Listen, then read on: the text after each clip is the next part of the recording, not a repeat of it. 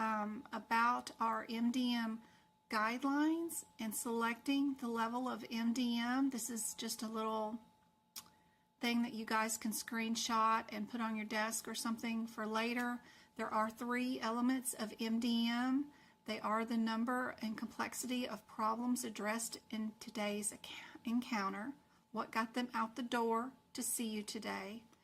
Second element is data. What kind of data was reviewed, analyzed, that kind of stuff, lab results, what did the doctor order, those kind of things. Also, if a patient has a family person that has to be a historian for them, that kind of thing can be counted as data. Risk means the risk to the physician based off what they did or didn't do.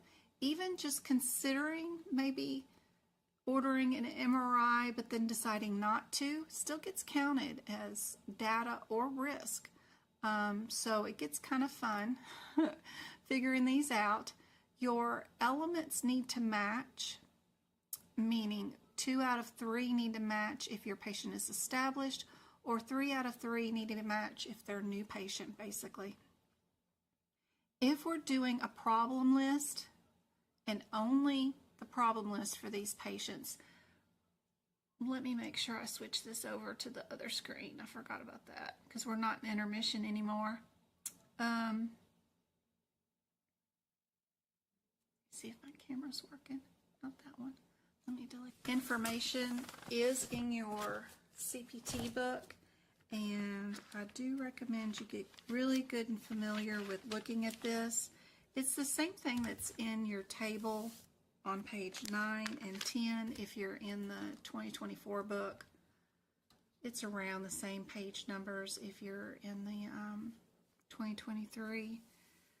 There's 3 columns here in this data where the problems and number and complexity of your encounter is either minimal, low, moderate, or high over here.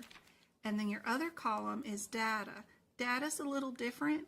You're either minimal, limited instead of low, moderate, and extensive instead of high. And then your risk factor is minimal, low, moderate, and high. Learning how to use this chart is helpful.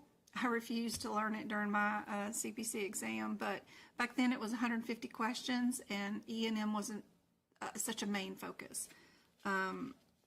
We had way too many questions, and we could slide on not learning a subject and get away with it. Not so easy when there's only 100 questions now.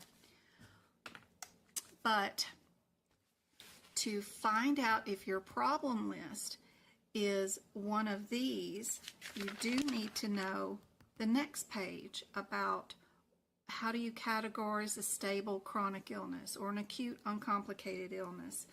These things are helpful to understand what they mean in relation to your problem list right here. So that's why I've got this little chart here to help you guys out a little bit with keeping up with which ones are just straightforward, which ones are low, which ones might be moderate, and which ones might be high.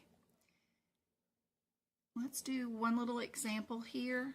Let's do just the problem list for this 1-year-old. If we had a patient come in with the fever, lethargic, and we're going to admit them and rule out sepsis, what do you think our problem list is for this patient? A, B, C, or D? Just type in chat what you think it is. Somebody's cooking. Got 43 of you guys on. I hope everybody's doing good. Thanks for spending your Sunday with me. I know it's Father's Day.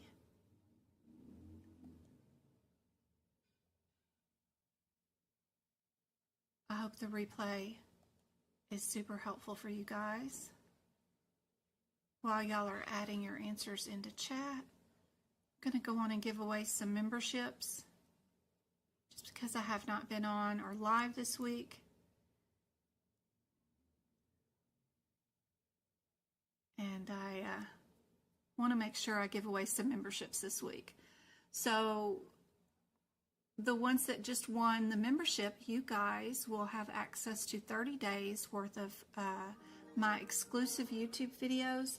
The ones that are the individual CPT code or ICD-10 book prep videos, the old workshops that are older than 90 days, the podcast where you can listen to me read out the CPT book, those kind of things are all there. So I hope those help you guys out.